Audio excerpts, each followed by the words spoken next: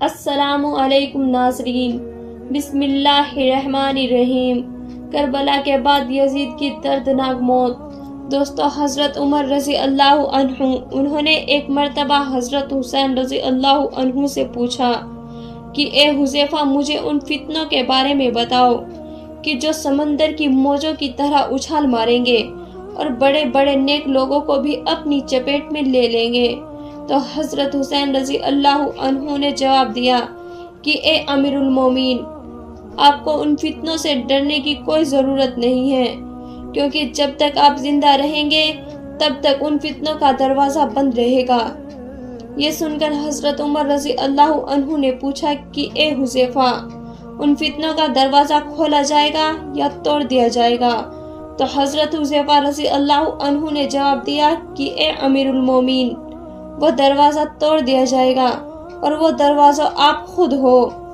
یہ اشارہ تھا کہ حضرت عمر رضی اللہ عنہ کو آگے چل کر شہید کر دیا جائے گا۔ دوستو، یہ بخاری شریف کی روایت ہے۔ اور حضرت عمر رضی اللہ عنہ نے دروازے کے بارے میں جو بات پوچھی تھی کہ آخر اسے توڑا جائے گا یا کھولا جائے گا، تو یہ اس وجہ سے پوچھا تھا کہ اگر دروازہ کھولا جائے تو اسے بند کرنا آسان ہوتا ہے، لیکن اگر دروازہ توڑ دیا جائے تو پھر دوبارہ کبھی بند نہیں ہو سکتا ہے۔ اور پھر آگے چل کر ایسا ہی ہوا کہ جس دن حضرت عمر رضی اللہ عنہ کو شہید کیا گیا تو ان فتنوں کا دروازہ ایسا ٹوٹا کہ آج تک بند نہ ہو سکا۔ حضرت ابو ہریرہ رضی اللہ عنہ اپنی آخری عمر میں یہ دعا مانگا کرتے تھے کہ اللہ مجھے 60 ہجری کے بعد لڑکوں کی حکومت آنے سے پہلے اپنے پاس بلا لینا۔ لڑکوں کی حکومت سے اشارہ یزید کی حکومت کی طرف تھا، اور ایسا ہی ہوا کہ حضرت ابو ہریرہ رضی اللہ عنہ کے 49 ہجری ہی میں وفات ہو گئی، کیونکہ حضرت ابو ہریرہ رضی اللہ عنہ وہ حدیثیں جانتے تھے کہ جن میں اللہ کے رسول صلی اللہ علیہ وسلم نے ظالم یزید کی حکومت کی طرف اشارہ کیا تھا۔ فرمایا تھا کہ آگے چل کر ایک ظالم بندہ حکومت پر بیٹھے گا اور وہ میرے بچوں کو ذبح کر دے گا۔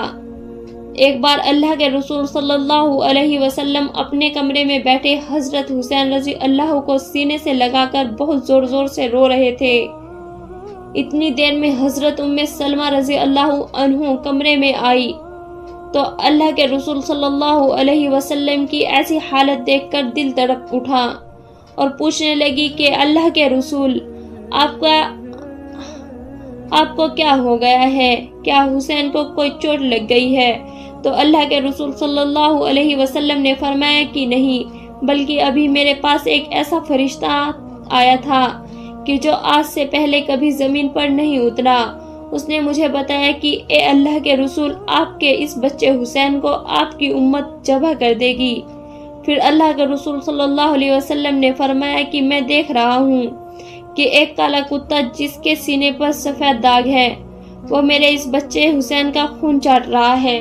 یہ اللہ کے رسول صلی اللہ علیہ وسلم نے شیمر کی طرف اشارہ کیا تھا کہ جس نے کربلا کے میدان میں حضرت حسین کا سر کاٹ کر نیزے پر لٹکا دیا تھا۔ شیمر کو سفید داغ کی بیماری تھی اور وہ رنگ سے کالا بھی تھا۔ 60 ہجری کے بعد یزید مسلمانوں کا بادشاہ بنا، حالانکہ وہ مسلمانوں کا بادشاہ بننے کے بالکل لائق نہیں تھا۔ اسلام میں حکومت کا طریقہ خلافت والا رکھا گیا تھا، ملکیت والا نہیں۔ خلافت کا مطلب ہوتا ہے کہ ایک بادشاہ کی وفات کے بعد اگلا خلیفہ مسلمان خود ہی جس کو مناسب سمجھے اسے بنائیں، اور ملکیت کا مطلب ہوتا ہے کہ ایک بادشاہ اپنی وفات کے وقت اپنے ہی لڑکے کو اگلا خلیفہ بنا دے، اب وہ لڑکا چاہے خلیفہ بننے کے لائق ہو یا نہ ہو، جیسے کہ آج کل سعودی حکومت میں چلا آ رہا ہے۔ 60 ہجری کے بعد جب حضرت معاویہ کے وفات ہوئی، کچھ ایسا ہی منظر پیش آیا اور ان کا لڑکا یزید حکومت کا بادشاہ بن بیٹھا۔ حالانکہ اس وقت یزید سے کسی کو ذاتی نفرت نہیں تھی، بلکہ مسلمانوں نے اور حضرت حسین رضی اللہ عنہ نے جو یزید کے مخالفت کی تھی، اس کی سب سے بڑی وجہ یہ تھی کہ یزید کے اندر مسلمانوں کا بادشاہ بننے کی کوئی بھی صفت موجود نہیں تھی۔ یہاں تک کہ جب مشہور صحابی حضرت عبداللہ بن حنظلہ رضی اللہ عنہ یزید کے محل میں اس کا جائزہ لینے گئے تو واپس آ کر مدینہ والوں کو بتایا کہ یزید ایک عیاشی کرنے والا لڑکا ہے، وہ رات میں شراب پیتا ہے، مسلمانوں کا پیسہ حرام کاموں میں اڑاتا ہے اور لڑکیوں کا شوقین ہے۔ اب جب یزید کے اندر اتنی برائیاں تھی تو نبی کے نواسے حضرت حسین رضی اللہ عنہ کیسے اس بات کو برداشت کر لیتے کہ ہمارا بادشاہ ایک گنہگار انسان بنے۔ حضرت حسین رضی اللہ عنہ کو خلیفہ بننے کا کوئی شوق نہیں تھا، بلکہ اس وقت کے لوگوں نے حضرت حسین رضی اللہ عنہ کو مجبور کیا تھا کہ وہ یزید کے مقابلے اپنے ہاتھوں پر لوگوں کو بیعت کرے اور اسلامی حکومت کی باغڈور سنبھالے۔ آخر لوگوں کے بہت زیادہ مطالبے پر جب حضرت حسین رضی اللہ عنہ مدینہ سے کوفہ شہر کی طرف روانہ ہوتے ہیں تو یزید نے ایک بڑی فوج بھیج کر حضرت حسین رضی اللہ عنہ کو کربلا کے میدان میں بڑی بے دردی کے ساتھ شہید کر دیا اور تمام اہل بیت کی عورتوں کو قید کر کے اپنے دربار میں پیش کیا۔ یزید ان اہل بیت کی عورتوں کے ساتھ بھی کچھ برا سلوک کرنا چاہتا تھا، لیکن حضرت زینب کے دل چیر دینے والے کتے نے یزید کے پورے محل کو ہلا کر رکھ دیا۔ اس لیے یزید نے ڈر کر تمام اہل بیت کی عورتوں کو جلدی سے مدینہ واپس رخصت کر دیا۔ حضرت زینب رضی اللہ عنہ جس وقت مدینہ پہنچی تو لوگوں کو کربلا کی داستان سنائی اور حضرت حسین رضی اللہ عنہ پر ہونے والے ظلم و ستم سے آگاہ کیا تو اسے سن کر سارے مدینہ والے یزید کے دشمن بن گئے۔ یزید نے حضرت زینب کو تو مدینے سے نکلوا دیا، لیکن ان کے دلوں کو چیر دینے والی آواز نے لوگوں میں انقلاب پھیلا دیا تھا اور سن 63 ہجری میں سارے مدینہ والے یزید کے دشمن بن کر کھڑے ہو گئے اور عام اعلان کر دیا کہ ہم یزید کو اپنا بادشاہ ماننے سے انکار کرتے ہیں۔ یہ خبر جیسے ہی یزید کو پہنچی تو اس نے شام کو ایک بڑی فوج کو حکم دیا کہ جاؤ اور مدینہ والوں پر حملہ کر دو، لیکن پہلے 3 دنوں تک انہیں سمجھانا، اور اگر وہ اپنی حرکتوں سے باز آ جاتے ہیں تو ٹھیک ہے، ورنہ ان پر حملہ کر کے سبھی کو ختم کر دینا۔ اور ایک بات کا خیال رکھنا کہ حضرت حسین کے لڑکے زینل کو کچھ بھی نہ کہنا، اگر وہ بات نہ مانے تو انہیں ان کے حال پر چھوڑ دینا۔ یہ پورے 12,000 کی فوج تھی۔ جب یہ لوگ مدینہ پہنچے تو بڑے بڑے صحابہ اکرام کو مجبور کیا کہ وہ یزید کو اپنا خلیفہ مان لے، لیکن سب نے صاف انکار کر دیا۔ تو یزید کی اس فوج نے مدینہ والوں پر حملہ کر کے ان کے گھروں کو لوٹنا شروع کر دیا، ان کی عورتیں بے پردہ کر کے میدان میں کھڑی کر دی اور بڑے بڑے صحابہ اکرام کی گردنیں کاٹ کر انہیں شہید کر دیا۔ اس واقعے کو واقعہ حرار کہا جاتا ہے۔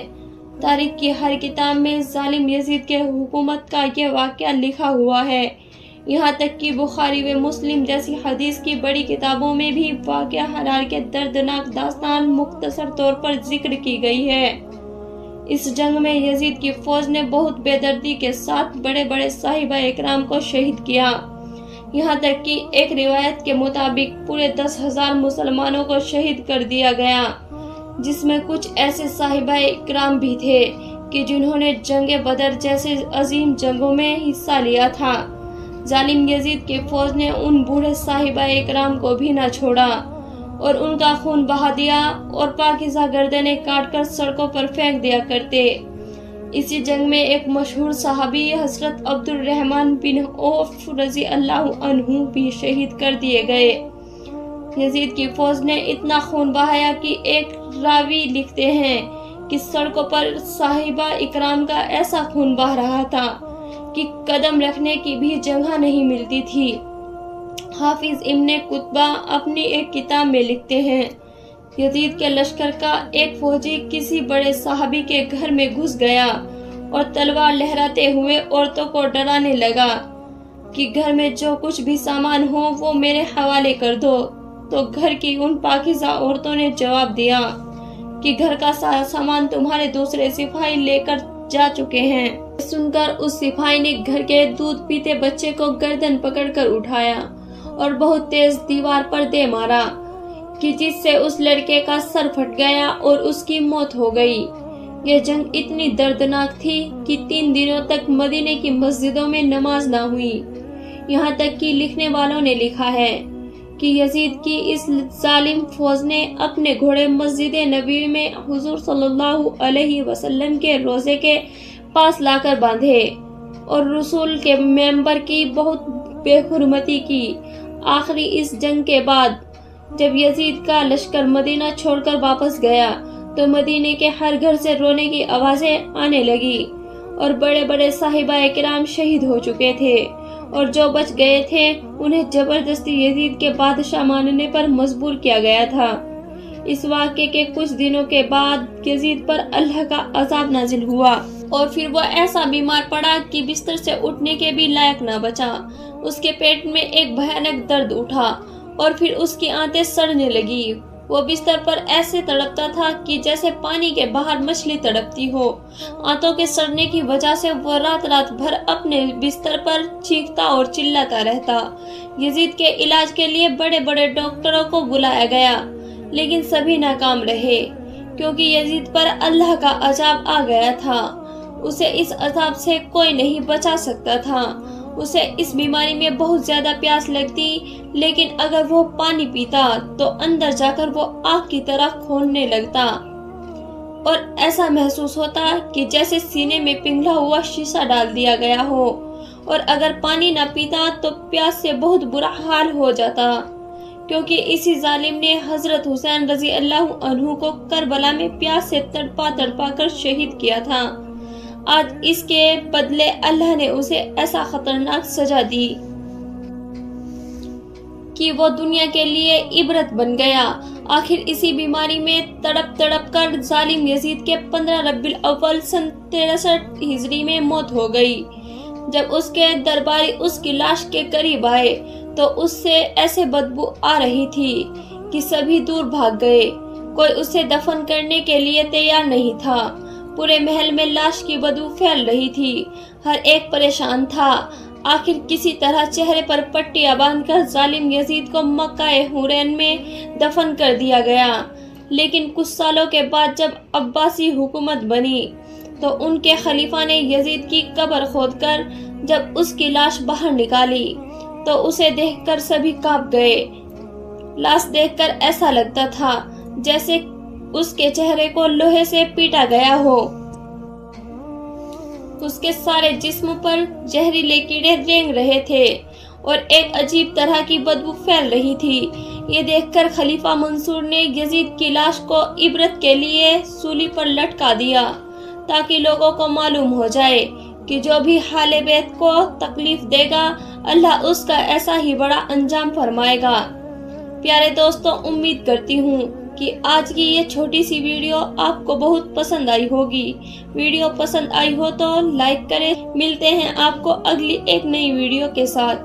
تب تک کے لیے آپ اپنا ڈھیر سارا خیال رکھیں۔ السلام علیکم۔